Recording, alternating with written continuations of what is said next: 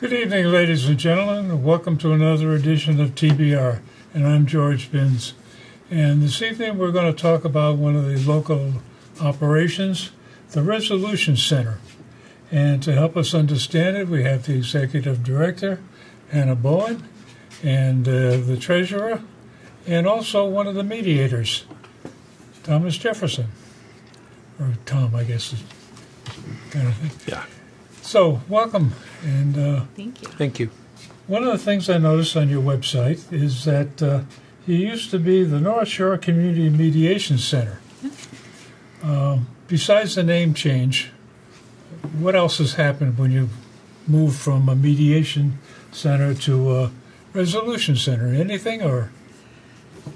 A little bit. So it really reflects a shift over time in the organization. So the North Shore Community Mediation Center was founded by volunteers and has been around for decades, really serving as a source of conflict resolution, but starting out really as just mediation. So providing mediation services, and we can talk a little bit about what defines mediation. But over time, really that group of volunteers grew into a full nonprofit organization, hired staff, and were able to expand to provide other types of conflict skills trainings, to provide support to schools for youth programming focused on conflict resolution, which includes mediation, but also restorative justice programs and conflict skills, and really just serving as a community resource on all things conflict resolution. So we still are the Community Mediation Center serving the North Shore. Mm-hmm. That's all still true. And we do a bit more than that. And so wanted the name and the brand to reflect that. So since you do the mediation kind of thing, mm-hmm.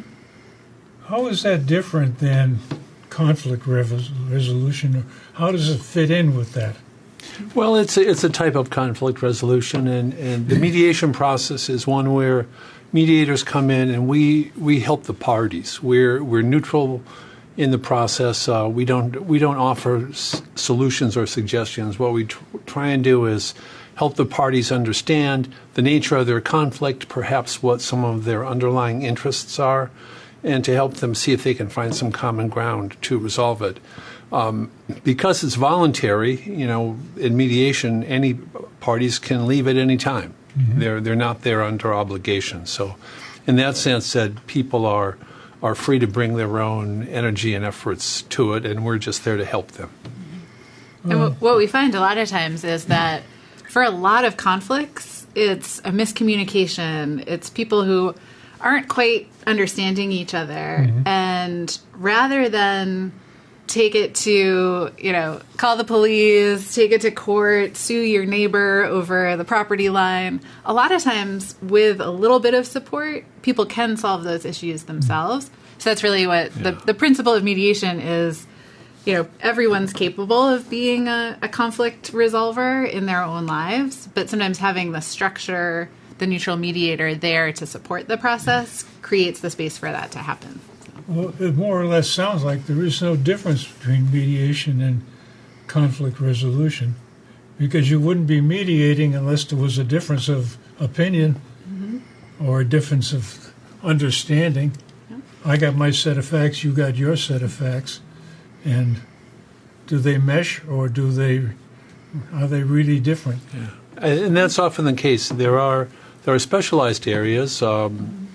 Housing, for example, if there's an eviction pending, sometimes mediation can help the parties find something that's better for both of them. Mm-hmm. Because eviction is not a great alternative for anyone, landlord or tenant. Yeah. Yesterday, Hannah and I were visiting the Essex County? Yep, Sheriff's Department. Sheriff's Department pre-release program. And there we're starting a new program where we're working with prisoners not who have conflicts per se, but are soon to be released. And through a structured mediation process, oftentimes we can help the person to be released and their family, their loved one, whoever they're going to be with, to work out some ground rules to facilitate the process of them reentering society. And we're very excited about. It's gotten great results in the state of Maryland, where we're kind of borrowing some of their learnings from. So it's a new aspect to what we're doing with the center. Well, I think one of the things you wrote a letter to the editor, I found that on the website. Yeah. And the thing that struck me on is one of the phrases, the gift of being truly heard. It sounds like that's one of the fundamental things that, again, if we talk about my set of facts and your set of facts, if you don't listen to what my set of facts are, you're locked into yours, and there's no mutual ground that we can approach. Yeah, it's really, those listening skills are at the heart of really all of our trainings and the mediation process, any other work that we do. It's really helping people hear each other and feel heard. Because sometimes when you're in conflict, even if a neutral third party hears you and understands you, it helps you, even if the person you're in conflict with still doesn't get it, still doesn't agree with you, still doesn't think your facts are the right facts. Just being heard by someone can help you think through, okay, yeah, this is what I really want. These are my options. Here's what I'm willing to give up. Here's what I'm not willing to compromise on. And going through that process can be really helpful, even if it doesn't get people onto the same page exactly. Just, knowing that you've been able to express yourself, you've been able to clarify your own thoughts and options. It's really empowering, and that's what we like to see people have access to. Yeah, I think that's an important ingredient, clarifying your own thoughts. Because you get into one of these free-for-alls and you get locked into something. And parties are often on their best behavior when there's a neutral party. And much of the mediation we do in tandem with a fellow mediator. So in that sense, there's a group dynamic that's going on there. But as Hannah said, if people have a chance to present their point of view in a safe environment, it's easier for them to say it, and it's probably easier for the other party to hear it. Well, that's interesting. Evil thought.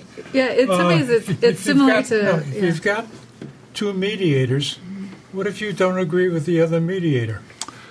Well, we work on that, and working in teams, again, we've been through the same training, so we're playing off the same playbook.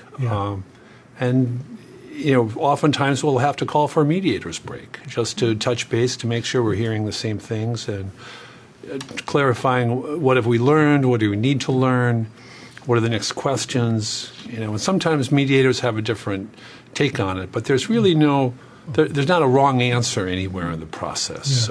And it's often an opportunity to model clear communication and respectful communication. So even in the middle of a mediation, I might turn to my co-mediator and say, I know you have a question. It looked like you were about to ask, but I just wanted to back up for a minute and hear something else. Do you mind if we do that?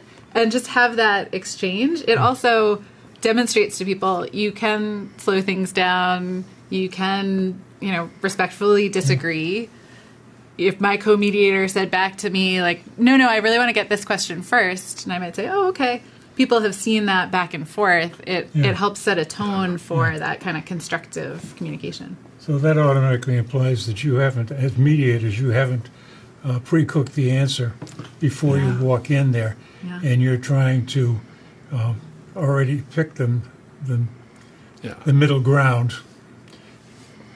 Yeah, we really let the parties define what works for them. So that's one of the differences between mediation as a voluntary process and a really empowering process compared to if you go in front of a judge, for example, who's making a decision that's imposed on you. Yeah. Sometimes that's the only way to solve the conflict, right? Yeah. Mediation is not appropriate for every situation. But for a lot of things, the parties can define it. So as mediators, the mediator's role is not to figure out what the right solution is. It's to help the parties come to a solution that they can both live with. Yeah. And then they're more likely to live with it because it meets their needs.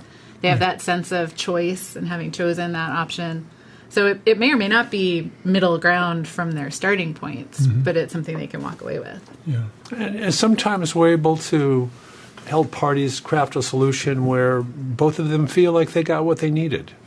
And when cases go, to the magistrate, if we don't resolve it in mediation, there's usually a winner and a loser. And the people that are the losers often get nothing of what they really need. But sometimes in mediation, you can just make sure that those things that are dearest to you in terms of importance, are part of the final solution that you might agree to. And when I took a course in negotiation skills way back when, one of the takeaways is that if both parties walk away disappointed, it was probably a good solution, because it really implies that both sides didn't get what they want, but they got something that they need or can accept. Yeah, I think that's the way a lot of people define a compromise. And when we think through like real creative brainstorming for solutions, we're really encouraging people to find things where rather than feeling like they both gave something up, they feel like they're both getting the thing that's most important to them that might not matter at all to the other person. Yeah. And are walking away satisfied with the solution. So that may include giving some things up. But often people, when they slow down the process and they get that space to really be creative and they're really focused on what's important to them, not just beating the other person or getting the last word. The process gives them that space, and then people can be very creative and come up with things you never would have imagined. Somebody comes in saying, you sold me that car and it's a lemon, and the other person says, no, you took it, it's yours.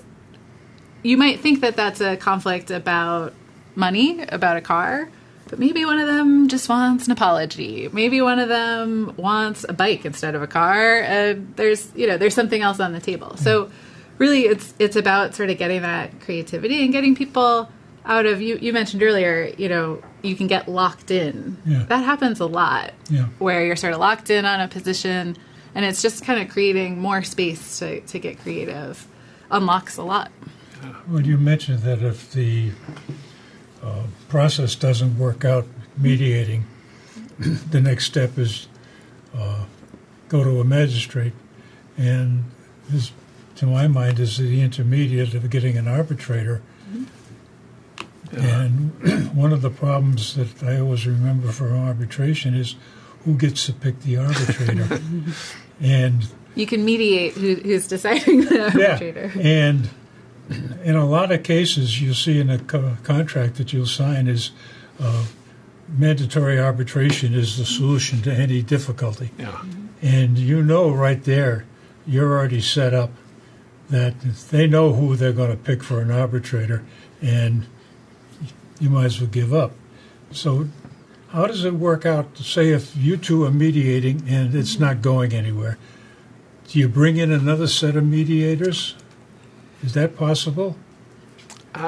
Usually not for the types of cases that we do, but we mediate lots of different types of cases. So it depends a little bit. If it's a small claims case that came to us from the court, their next option would be to go back to the court.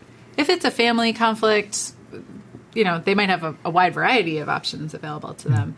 But often, if that's the direction it's going, we'll meet with each party or both of them together and ask them to brainstorm a little bit. What are your other options? If you don't reach an agreement today, what do you think is next? And sometimes that brings people back to the table because they say, oh, well, our option outside of this is terrible. So we'll get back to work. But other times they'll take another route. And you talked about the working as a negotiator. There's a strong overlap in the processes, and one of the things that negotiators are always looking for is what's my best alternative to a negotiated agreement if I don't settle. And we have the same concept in mediation. At some point we'll reflect back what's your best alternative to a mediated agreement. And sometimes when they hear that, they want to come back and have further dialogue because they might not like what their alternatives are. Well, one of the other takeaways from a negotiation course is before you go in, you have to determine what's your walk-away point. At what point do you say, no way, I'm out of here. There's no possible solution. In most of your negotiations, like you out buying a car, give it the old puncher's pilot routine and, hey, I'm out of here. And you go look at another car. But in a type of situations you're talking about, walking away doesn't seem to be one of the options, really. Yeah, sometimes it is, sometimes it isn't. But I think mediation does work best when there's going to be some sort of continued relationship between the parties, and they want to walk away with a sense of resolution or closure, and an ability to communicate better together afterwards than coming in. So that's when mediation is like really at its best. But yeah, sometimes walking away is absolutely an alternative. And we find in those cases too, often the process of having the conversation to begin with helps people get their own sense of closure, even if it doesn't fix things with the other party or doesn't come to a solution to the issue at hand. It still can be a very helpful tool in that process. So, from a organizational standpoint, we don't see reaching an agreement as the outcome we're supposed to deliver as an organization. We're providing a service that gives people the power to decide how they want to resolve something. And that might include not having an agreement. But if we've provided that service well and people have gone in, had the discussions they need to have that are important to them, and reached a point where they're able to make a decision, whatever that decision is, we feel like we've done our job. And it's a different mindset than a lot of services. Yeah, I can imagine, it's been great also working with our mediators, volunteers from across the North Shore, and we have mediators who do, small claims, family cases, the reentry cases. We also have peer mediators in schools. So middle school students, high school students, they go through the same training and they mediate conflicts between their peers. And really watching people get into that mediator zone where they're playing that neutral role, they're empowering their peers. It's really powerful to watch. Well, where do you get this training? So we offer this training once or twice a year. We have one coming up in May. And actually, the details are on our website, which I think the BevCam team can show at the end or now. Thank you. Yeah. So we offer a 40-hour training that is the basis for becoming a mediator. And it's also useful for people who aren't ready to volunteer to be a mediator, but want to use these skills as an HR professional or as a social worker or as a business executive, negotiating with a family. Yeah, exactly, just someone with relationships. Yeah, it's really something that is useful in all walks of life. I mean, I'm a retired school administrator, and I went through the training, after I had retired. But looking back, I wish I had done this 30 years earlier. Yeah. There's components of it that I probably learned on my own, but it's laid out so clearly in the training. And we have a fairly small staff. It's Hannah and 4 others.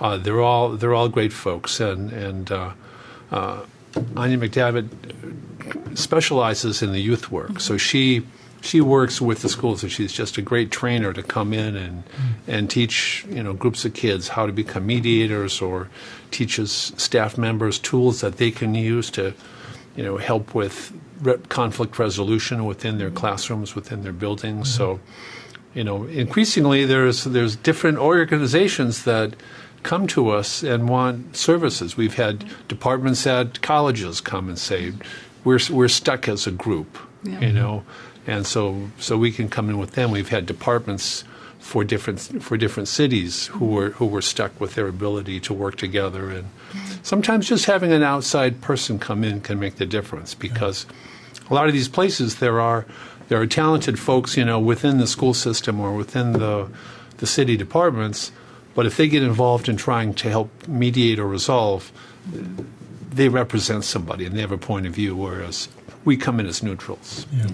Yeah, and really being able to use those skills.